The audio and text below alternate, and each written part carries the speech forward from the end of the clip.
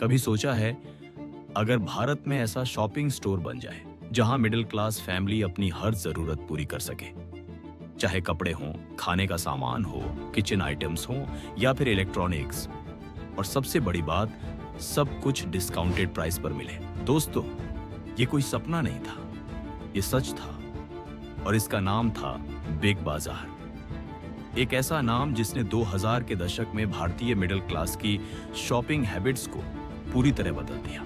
जहां पहले लोग छोटे किराना दुकानों और लोकल बाजार पर जाते थे, वहीं अचानक बिग बाजार उनके लिए इंडियाज वॉलमार्ट बन गया। लेकिन जैसे ही ये एम्पायर आसमान की ऊंचाइयों तक पहुंचा, वैसे ही कुछ गलतियों, कर्ज और कंपटीशन ने इसे नीचे गिरा दिया। आज हम डिटेल में जानेंगे बिग बाजार की राइज और फॉल की पूरी कहानी, और साथ ही ये भी समझेंगे कि हर एंटरप्रेन्योर को इससे क्या सीखना चाहिए। Chapter 1, Kishore Biyani, the man behind Big Bazaar. इस कहानी की शुरुआत होती है एक विजनरी बिजनेसमैन से, किशोर बियायानी। किशोर बियायानी का जन्म 1961 में हुआ और बचपन से ही उन्हें फैमिली बिजनेस में इंटरेस्ट था। उनका फैमिली टेक्सटाइल बिजनेस करता था, लेकिन किशोर बियानी हमेशा आउट ऑफ द बॉक्स सोचते थे। उन्होंने देखा कि भारत में ऑर्गेनाइज्ड रिटेल की बहुत बड़ी कमी है। 1990 के समय पर शॉपिंग मॉल्स और ब्रांडेड रिटेल स्टोर्स रेयर थे। मिडिल क्लास के पास लिमिटेड ऑप्शंस थे। इसी गैप को देखते हुए किशोर बियानी ने सोचा, क्यों ना एक ऐसा स्टोर बनाया जाए जहां हर कोई रिच हो या मिडिल क्लास शॉपिंग कर सके और लगे कि उन्हें बेस्ट डील्स मिल रहे हैं। और 2001 में मुंबई में उन्होंने लॉन्च किया बिग बाजार। Chapter 2, at the rise of big बाजार, 2001 से 2010। बिग बाजार का कॉन्सेप्ट सिंपल था, सबसे सस्ता, सबसे अच्छा। मिडिल क्लास ऑडियंस को टारगेट किया गया, डिस्काउंटेड प्राइसिंग को हाईलाइट किया गया, और सबसे जरूरी, variety under one roof.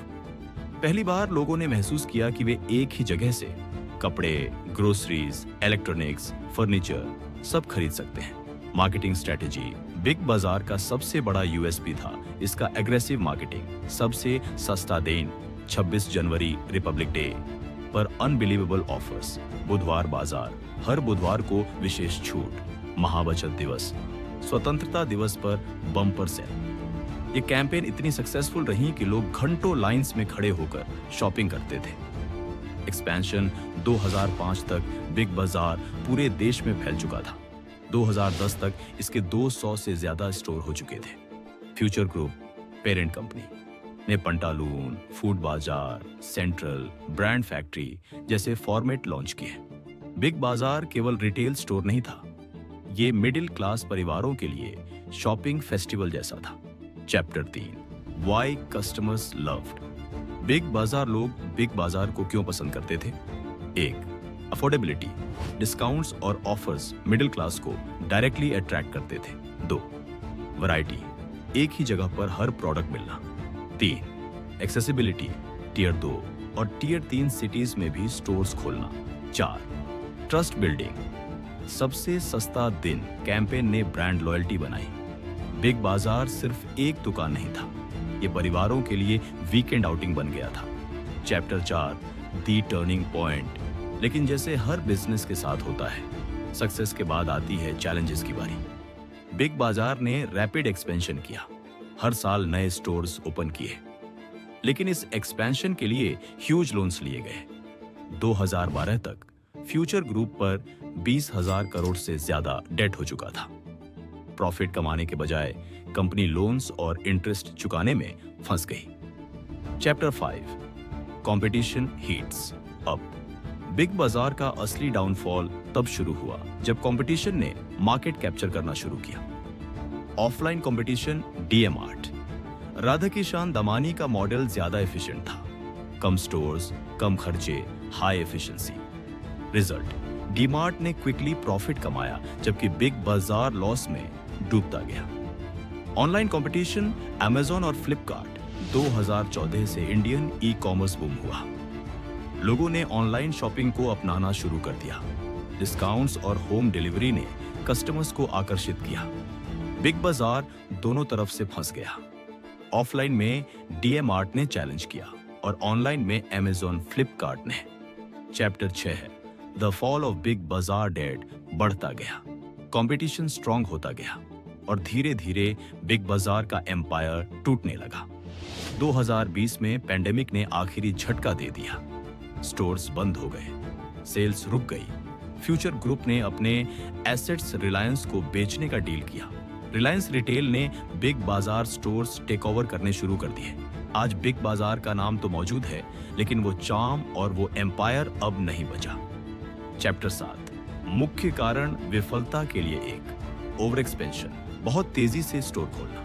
2 high डेब्ट, लोन पर dependence. 3 weak supply chain, inefficient management. 4 competition को अंडर एस्टिमेट करना, DMart, Amazon, Flipkart. 5 digital adaptation में देर करना, ई कॉमर्स का समय पर फायदा नहीं उठाया। Chapter 8 lessons for entrepreneurs. Big बाजार से एंटरप्रेन्योर्स को क्या सीखना चाहिए? 1 सस्टेनेबल ग्रोथ, तेजी से एक्सपैंड करने से पहले स्ट्रॉन्ग फाउंडेशन बनाना जरूरी है। 2 debt management, loans short term help कर सकते हैं, लेकिन ज्यादा लोन्स बिजनेस को हो सकते हैं। 3 अडैप्ट क्विकली, टेक्नोलॉजी और कंज्यूमर बिहेवियर बदलते ही स्ट्रेटजी बदलनी चाहिए। 4 कंपटीशन को नजरअंदाज मत करो, स्मॉल प्लेयर्स भी बड़े बन सकते हैं। एग्जांपल डीमार्ट। 5 कस्टमर ट्रस्ट सबसे बड़ा एसेट है, अगर कस्टमर्स ट्रस्ट खोते हैं तो बिजनेस खत्म। बिग बाजार अपनी मिडिल क्लास फैमिली की पहली पसंद है। शॉपिंग का मतलब ही बिग बाजार है, लेकिन आज वही एम्पायर सिर्फ हिस्ट्री बन गई है। तो सवाल ये उठता है, क्या कोई और retail brand middle Claas India के दिल में वो जगह ले पाएगा जो कभी बिग बाजार ने बनाई थी? और क्या हम बतौर एंटरप्रेन्योर्स बिग बाजार की इस कहानी से सीख लेकर अपने बिजनेस को बचा पाएंगे? यही है rise and fall of big बाजार।